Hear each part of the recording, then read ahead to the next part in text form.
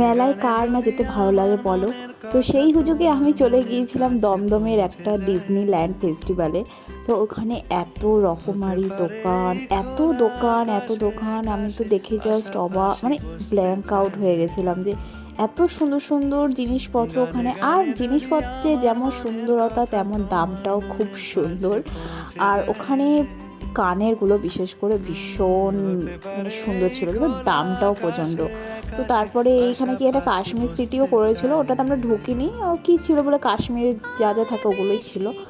তারপরে এই যে একটা নাগরদোলনা, এইটা তো ভাই, এটার কোনো কথাই নেই। তো তারপরে এই দোকানটায় চলে আসলাম। এই দোকানের আমার এই জারগুলো প্রচণ্ড পছন্দ হয়েছিল। ইভেন প্রত্যেকটা জিনিসই খুব সুন্দর ছিল, কিন্তু প্রচণ্ড দাম ছিল, গলাকাটার দাম।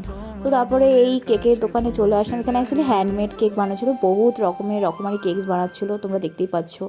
আর আমি এই চিজ কেকটা ট্রাই করেছিলাম। চিজ কেকটা আমার লিটারেলি ছানা কেকের মতন লেগেছে। সবাই, আমি জানি না মানুষ কেন তো চিজ কেক নিয়ে হাইপ করে।